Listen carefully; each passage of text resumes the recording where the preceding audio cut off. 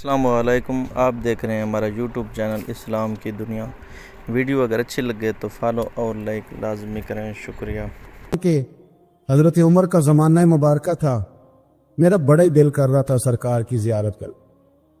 حضور کے وصال کو کافی سال بیت گئے، دل بڑا پریشان تھا۔ میں درود شریف پڑھتا پڑھتا سو گیا۔ میں نے خواب دیکھی کہ اللہ کے محبوب فجر کی جماعت کرا رہے ہیں۔ چر ہویا مینوں ترلے لیندیاں، کدی موڑ میرے ول واگاں، جے خواب میری وچ ایک وار جے آویں میں ساری عمر نہ جاگاں۔ کہتے ہیں حضور نماز پڑھا رہے تھے فجر کی، دو صورتیں سرکار نے پڑھی پر بڑا ہی مزہ آیا، بڑا ہی مزہ۔ کہتے ہیں نماز مکمل کر کے تو سرکار نے صحابہ کی طرف رخ نور کیا تو ایک صحابی کھجوروں کا ٹوکرا لے کے آئے۔ یا رسول اللہ تازی کھجوریں پکیاں قبول کرے۔ حضور نے ایک کھجور اٹھائی، صاف کی، کھائی، باقی ایک صحابہ کو بانٹی۔ حضرت علی کہتے ہیں 15-16 صحابہ کے بعد میرا بھی نمبر لگا، کھجور کھائی۔ کھجور کا نہیں، دست مصطفیٰ کا بڑا مزہ تھا۔ کہتے ہیں بڑا ہی مزہ آیا۔ ابھی میں کھجور کھا ہی رہا تھا کہ مسجد نبوی میں اذان ہو گئی۔ مولا علی فرماتے ہیں آنکھ کھل گئی، اٹھ میں گیا پر کھجور کا ذائقہ میرے منہ میں ابھی بھی موجود۔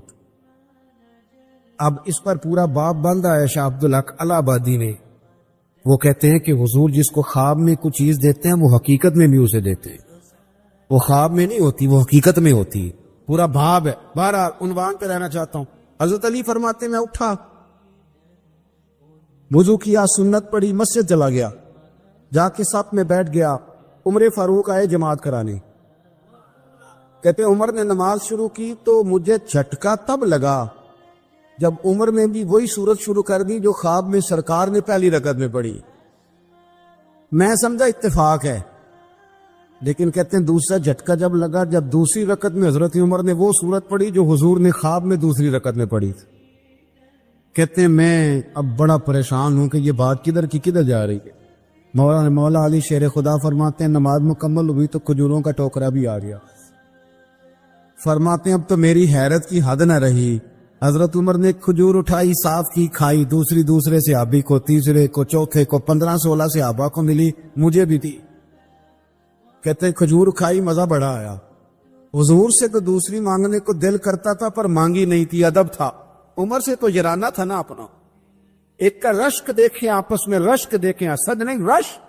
فرماتے ہیں یرانہ تھا نا، تو میں نے عمر سے کہا یار ذرا ایک کھجور اور دینا نا ذرا ایک کھجور۔ تو کہتے ہیں جناب عمر فاروق نے کھجور اٹھائی، صاف بھی کی، میں سمجھا ملنے لگی ہے، اٹھائی بھی، صاف بھی کی، اور دوسرے صحابی کی طرف ہاتھ بڑھایا، میری طرف دیکھ کے ہلکا سا مسکرائے، فرمانے لگے علی ایسے نہ کر، اگر رات کو نبی پاک سے دوسری لیتا تو میں بھی سویرے تجھے دوسری دے دے۔ حضور سے دوسری لی نہیں، نبی پاک سے دوسری مانگی نہیں تو میں کیسے دے دوں؟ خواب میری وچ آیا سی ماہی تو میں او دے گل وچ پا لیاں باواں، ڈر دی ماری اکھ بھی نہ کھولا، ڈر دی ماری اکھ، کیونکہ آئی یہ رات وصال دیوالی، ربا اے رات مکن نہ دیوی، اے رات مکن نہ دے، ڈر دی ماری میں اکھ بھی نہ کھولاں، کتے پھر بچھڑ نہ جاواں۔ میرے رسول پاک کے غلام رشک کرتے تھے، رشک۔ حضرت علی کہتے ہیں میں رویا تو عمر بھی رو پڑے، کہنے لگے علی جو رات تجھے نواز کے گئے وہ میرے اوپر بھی کرم فرما کے گئے۔ نبی پاک علیہ السلام تشریف فرما ہے، حضور کے صحابہ کی ایک جماعت بارگاہ میں بیٹھی ہے۔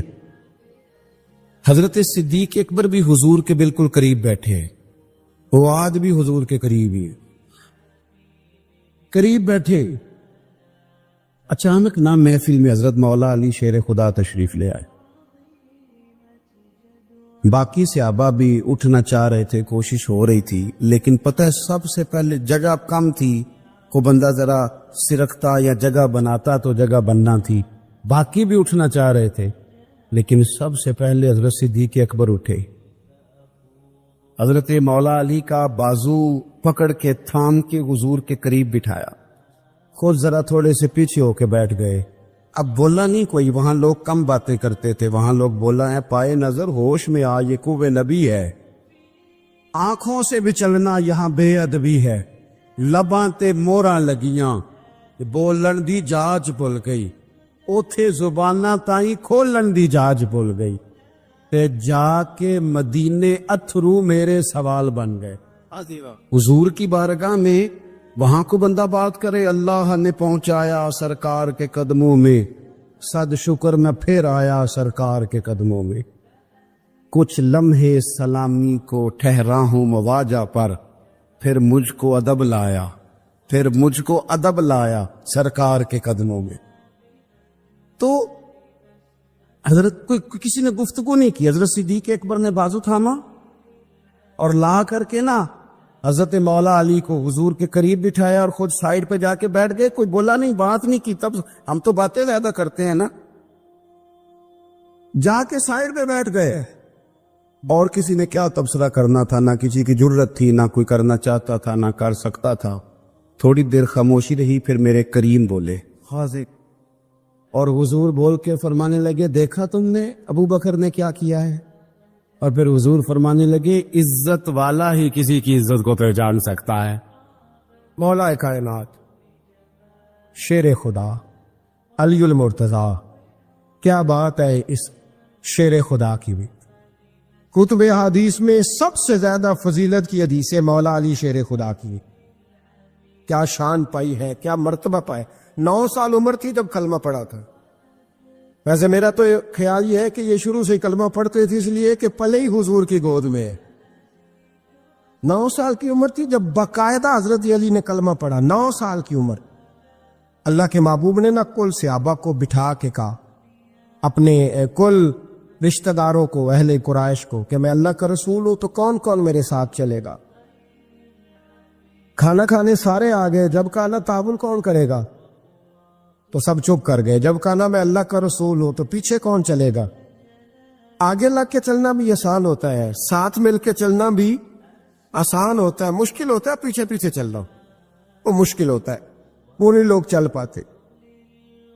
کون پیچھے چلے گا، میں اللہ کا نبی ہوں. تو سانپ سون گیا، لوگ خاموش ہو گئے. تو حضرت علی کہتے ہیں میں چھوٹا تھا، قد بھی میرا چھوٹا تھا، عمر 9 سال تھی، کھجور کھا رہا تھا، کرتا لمبا پہنا. جب کوئی نہ بولا تو حضرت علی کہتے ہیں میں نے پوری کھجور بھی نہیں کھائی، ابھی منہ میں تھی، باقی کی میں نے ویسے ہی ساری نکال لی، بعد میں کھا لوں گا. اور وہ کھجور میں نے جیب میں ڈال لی کہ دیر نہ ہو جائے. اور آپ فرماتے ہیں میں پنجوں کے بل کھڑا ہو گیا اور میں نے دونوں بازو کھڑے کر کے کہا یا رسول اللہ یہ نہیں نہ بولتے، ابو لہب، عتبہ، عتیبہ، شعبہ، ابو سفیان نہیں نہ بولتے تو نہ بولیں. حضور آپ پریشان نہ ہو، انا حافظو کا یا رسول اللہ، انا ناصرو کا یا رسول اللہ. حضور میں ہر دشمن کے مقابلے میں آپ کی حفاظت کروں گا، دین کے ہر کام میں آپ کی مدد کروں گا. کہاں حضرت علی نے دوستی لگائی، کہاں 9 سال کی عمر. پھر حضرت علی ہر میدان میں آپ کو نظر آئے. ہر میں، بدر میں بھی مولا علی، احد میں بھی مولا علی، خندق میں بھی مولا علی. خیبر والے دن آنکھیں دکھتی تھی، پر میرے حبیب نے فرمایا اسے بلاؤ، جھنڈا بھی اسے ہی دینا ہے اور فتح بھی اللہ اسی کے ہاتھ پہ عطا فرمائے. یعنی تکلیف بھی تھی، آنکھیں دکھتی تھیں. حضرت علی بظاہر بیمار تھے، لیکن حضور نے فرمایا چونکہ انہوں نے وعدہ کیا ہے وہی آئیں گے، میدان میں نکلیں گے. ہر صحابی شان والے. حضرت ابوبکر صدیق کے مقام کو کون پہنچ سکتا ہے؟ جناب عمر، جناب عثمان، طلحہ و زبیر، ہر ایک کی کیا بات ہے. لیکن میرے نبی کریم علیہ الصلوۃ والسلام نے ہر میدان میں انہیں یاد کیا اور وہ ہر میدان میں پہلی صف میں نظر آئے. 63 سال عمر تھی حضرت علی کی. کوفے کے بازار سے گزر رہے تھے، ایک کافر نے آ کے خنجر مارا اور جناب علی المرتضی شیر خدا کی داڑھی سے جب خون نکلا نا، وہ 9 سال کی عمر میں وعدہ کیا تھا کہ میں دین کا مددگار بنوں گا. اور جب 63 سال کی عمر میں زخم لگا کوفے کی گلی میں، جناب علی نے اپنا خون دیکھا اور جب زمین پہ گر رہے تھے تو پتہ کیا کہہ رہے تھے؟ فزت برب الکعبہ، لوگو رب کعبہ کی قسم میں کامیاب ہو گیا، میں نے آج اپنا وعدہ نبھا دیا. لے سجنا اسا توڑ نبھائی، لے سجنا اسا توڑ نبھائی تے جان دتی راہ تیرے. ختم ہو گئی بات. لے او سجنا اسا توڑ نہیں پائی. عشق لگا سی کھیڈا کھیڈ دی لو تے پھر مینوں کھیڈا بھول گیا. میں کجل پایا سی یار دے ویکھنے، پھر او دی یاد وچ روندے آئی. ڈول گئیاں تے حیدر شاہ اس گلی کدے بھی نہ رول دی. پر ہن تے رول دی رول گئیاں تے بلے شاہ دی ہو جانے.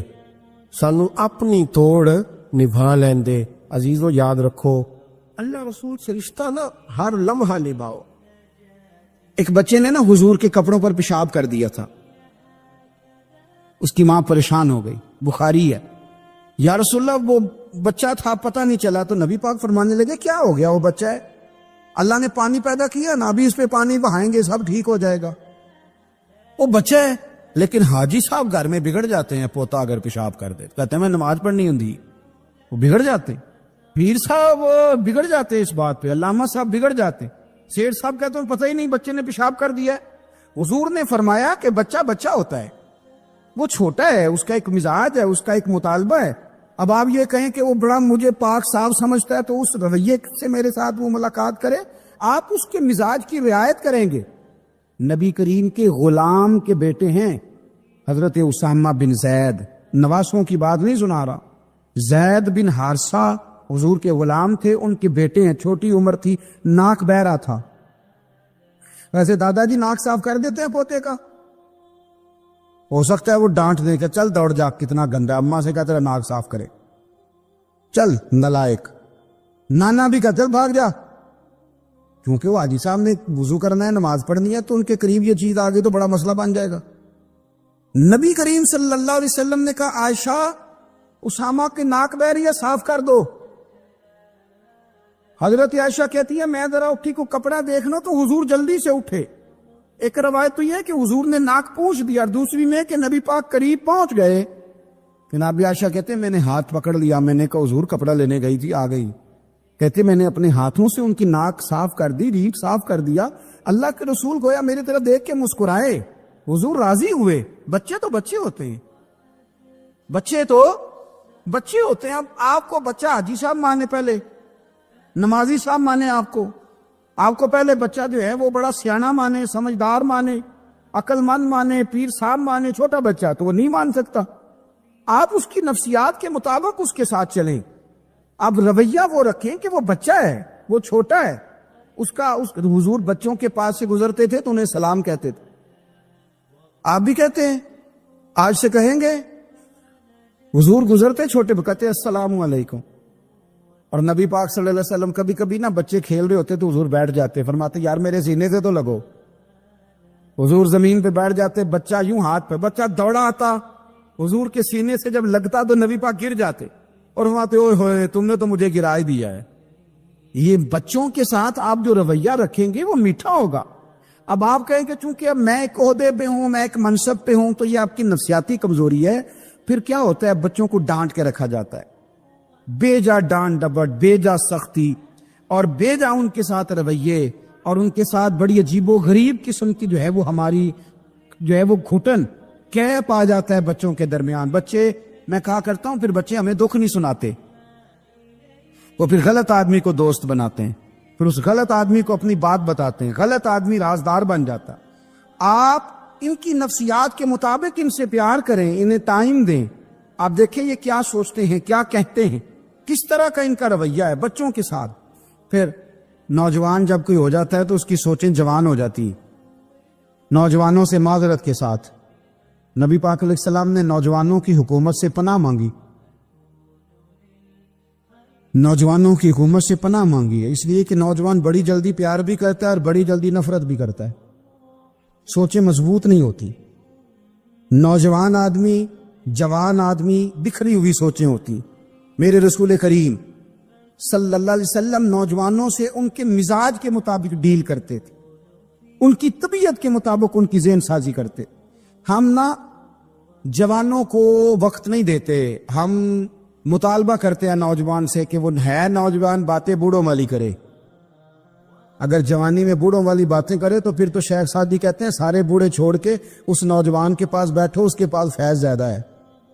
اگر ایسا ہو جائے, کیونکہ در جوانی توبہ کردن شیوائے پیغمبری, یہ تو اچھی بات ہے, لیکن میرے عزیز اگر ایسا نہ ہو, ایسا ممکن نہ ہو, تو پھر نوجوان کو آپ اس کی طبیعت کے مطابق ڈیل کریں. آپ اس کی سوچ دیکھیں, اس کا رویہ دیکھیں, اس سے پیار کریں. نبی کریم علیہ السلام کے پاس ایک نوجوان داخل ہوا, اندر داخل ہوتے ہی اس نے فٹافٹ ایک بات کر دی. کہنے لگا یا رسول اللہ مجھے زنا کی اجازت دے دیں، میرے جذبات بہت بھٹک گئے، میں روک نہیں سکتا۔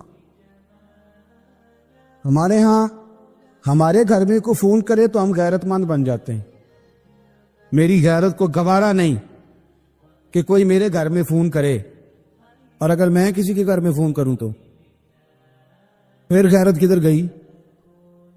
پھر بھی آپ غیرت مند نہیں صاحب، پھر بھی آپ غیرت مند نہیں۔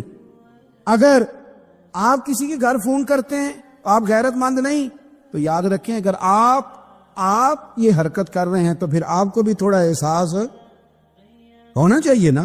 نبی کریم صلی اللہ تعالی علیہ وسلم سے اس نے کہا مجھے زنا کی اجازت دے دے، حضور فرمانے لگے آگے آ جاؤ۔ حضرت عمر کہتے ہیں مجھے بڑا غصہ تھا، میرا دل کر رہا تھا اٹھوں اور 2 تھپڑ ماروں اسے، طریقہ ہے بات کرنے کا۔ حضور نے بلایا، پاس بٹھایا، تھپکی دی، فرمایا ایک بات تو بتا، تیرے سوال کا جواب پھر دیتا ہوں، ایک بات تو بتا۔ یا رسول اللہ صلی اللہ تعالی وسلم ارشاد فرمائیے، حضور فرمانے لگے تو پسند کرتا ہے کہ تیری بہن کے ساتھ کوئی زنا کرے؟ پسند کرتا ہے تو کہ تیری بہن کے ساتھ کوئی زنا کرے؟ کہنے لگا حضور میں بات بھی سننا پسند نہیں کرتا۔ تیری بیٹی کے ساتھ؟ کہنے لگا حضور زبان اس کی کھینچ لوں گا جو یہ بات کرے گا۔ کہا تیری ماں، تیری پھوپھی، خالہ کا؟ حضور خبردار کسی بندے کو میں اجازت نہیں دوں گا۔ رسول کریم فرمانے لگے جس سے تو زنا کی اجازت مانگ رہا ہے وہ بھی تو کسی کی بہن ہے نا، وہ بھی تو کسی کی بیٹی ہے۔ جو غیرت، جو حمیت یہ اپنے گھر کے بارے میں آتی ہے وہ دوسرے کے بارے میں کیوں نہیں آتی؟ جب نبی کریم نے اس نوجوان کو اس کے مزاج کے مطابق سمجھایا تو اس کی آنکھوں میں آنسو آ گئے۔ عرض کرنے لگا یا رسول اللہ صلی اللہ تعالی علیہ وسلم، حضور زنا کی ارادہ تو ایک طرف، آج کے بعد میری زبان پر اس کا نام بھی نہیں آئے گا۔ آپ سامنے والے کی نفسیات کو دیکھیں، آپ اپنے موڈ میں نہ رہیں۔